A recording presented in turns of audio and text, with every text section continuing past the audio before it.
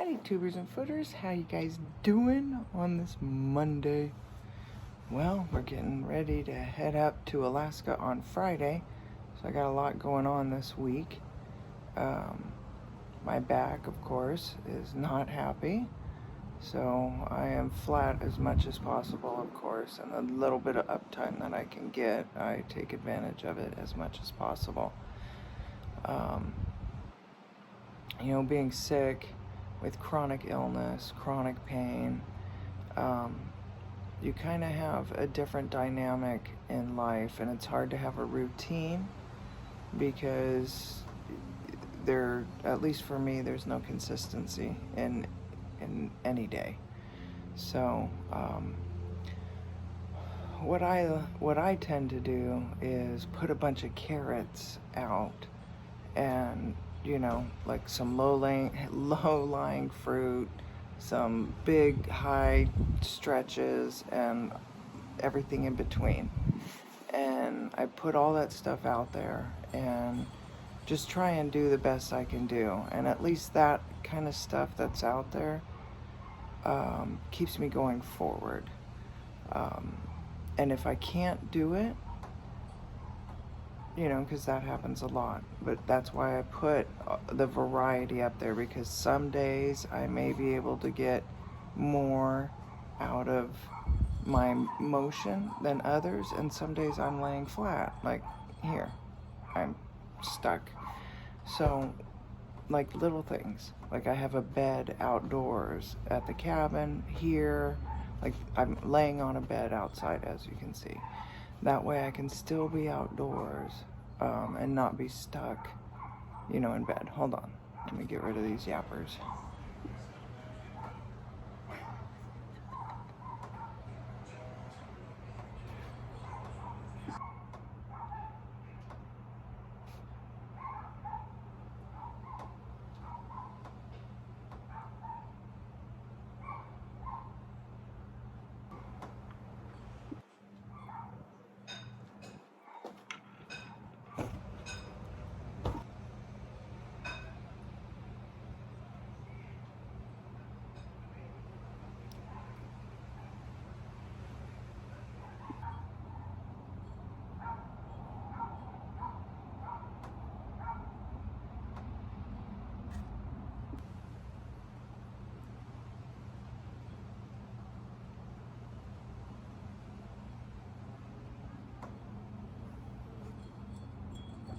Well,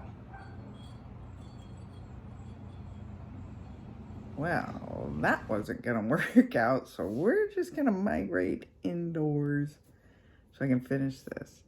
So, anyhow, so what I do is I just set out all these different plans and make a bunch of them. Little plans, just like one, getting out of bed. Just that is a big deal. Just getting out of bed is a big deal. And those of you who know. And so that's always on the list, and it goes from there. So if I can just get out of bed, there's one thing on the list that I've done. And that helps you from sinking into that deep depression and that hard negative self-talk. Because when you're dealing with immobility issues, you ride yourself really hard. And it's like it's a whole different mental game going on in your head on, why can't I get up? And you're just fighting the fear of laziness. And I think a lot of you can relate to that. And I think that's one of the things I really want to embrace on my channel is my roots, of how I deal with all of this chronic pain, chronic illness, and and how to get through with it without giving up. The key is to never ever give up. But I completely understand when you get to a point where it just doesn't seem to make sense, and every day just kind of melts into the next, and you just feel there's no purpose to it all.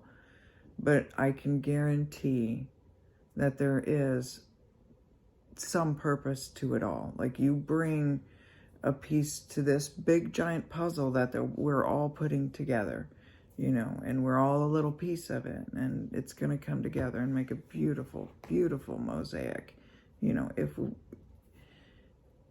If we embrace that, concept, I think things like that help me get through what I'm dealing with, because it is so difficult, and it can be so depressing when you make plans, or there's some big party or event you want to go to and you can't go because you can't move, you're in too much pain, you're too sick, whatever, the list goes on.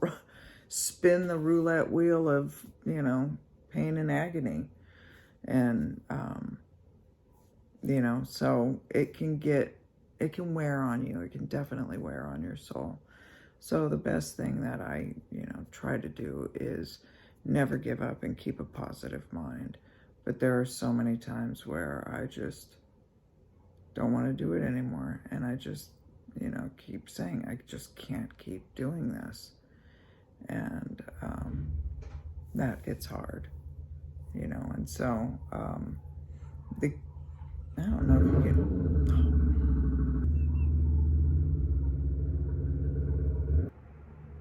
Okay, let's try this again. Sorry, tubers and footers. Anyhow, so I do want to go back to all of my root, stuff, the core things that I'm here for, like talking about pain and how to get through, the day-to-day grind, and even those that are caretakers of those that are dealing with illness, to find some sense of they are helping, they are making a difference too. Even just bringing someone water, it can make or break that day. It's difficult because those of us that are dealing with pain and illness that, had a very robust life prior to it, it's very hard to ask for help and not feel weak or putting someone out. We would never want to put someone else out. And so it gets really hard. So a lot of times you'll sit there and you may be hungry, but you're not going to ask someone to get you something to eat because you feel like you've already taxed them enough, So there's all these different emotions and dances we do, right? Getting through the day. And so, I just really want people to know you're not alone, and there is a light at the end of the tunnel. We may not understand it, but I can guarantee you on the other side, it will all make sense. And that's all I can, really say. It may not make sense here, but on the other side, it will all make sense. And you will see that this beautiful tapestry that we are all weaving together is beautiful. Like, it is beautiful. Even in all the hardship and the pain and the sorrow, it is beautiful. And I think embracing life's ups and downs and understanding that, like sacred geometry, there's this beautiful pattern to life, and we're all on this crazy journey together. We're all making memories, right? Like, each one of us, every day is a different kind of memory. Maybe one we may not want to hold on to, and there's many that we want to forget, things like that. But either way, it's a journey. And I think that when you embrace your pains, your sorrows, the struggle that you're going through, and you really understand that you're not being punished by God. You're not being cursed by someone, things like that. And I don't know, it feels stupid and it feels silly sometimes when you're just trying to find answers to why it happened, And I think that is a dangerous path to go down, because then you start putting things together that may not necessarily go together. And so I think the best thing, instead of looking backwards, is to try and go forward and do the best you can with what you have. And like I said, I continually put all these different fruits out there for me to try and get to.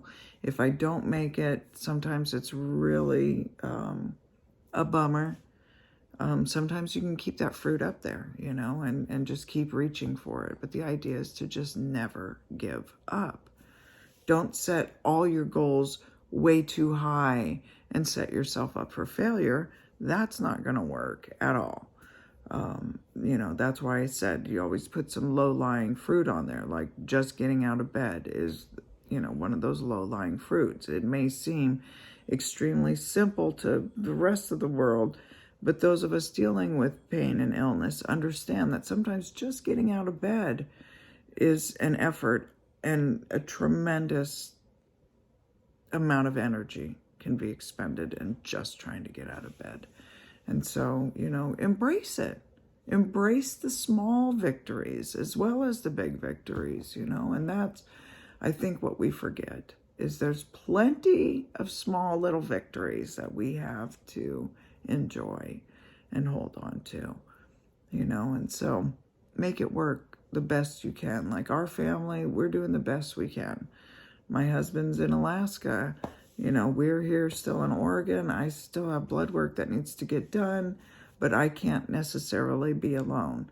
So I need help. And as painful as that is to admit, I do. I just, I do need help a lot of times. And so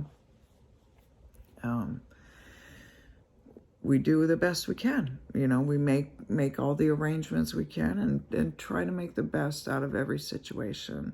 And it may not be the best situation, but we make the best out of the situation. I hope that makes sense.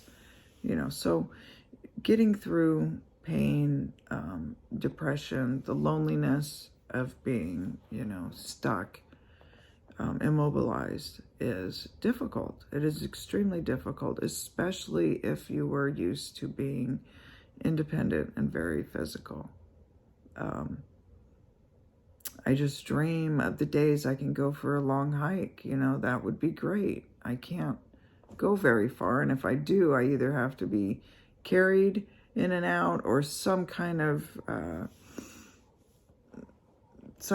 way like that has to, either driven there, and, so I can't really walk long distances. And so that takes away from a lot of our adventures, so it gets difficult, but we do make the best of it that we can. And so like going forward, I constantly keep throwing out there all these different things and plans and ideas that I want to do. And so I'm really excited, as I keep saying, this summer, I hope to do a lot of things. I hope to get my Iron Dog Tales section or series going. And I talked to Hillary Gossett, one of the women from the women's team that finished the Iron Dog. And, we're going to hopefully be able to go out there to their place in Talkeetna and hang out with her family and really do a deep dive into her life. And I'm so excited about that kind of stuff, I just think, like, when I can't find my way in life and I feel like I'm so lost, there's a door that opens and it's like, hello, you are going down a path, so don't give up on it. And I was kind of like, well, maybe this Iron Dog Tales thing isn't going to work. And It is. They're all excited about it. The problem is trying to nail an iron dogger down is, it's like trying to catch a rocket, so I remember. So giving them a lot of grace and, not giving up on my hope to do what I want to do with the Iron Dog and my channel, and just try all these different things.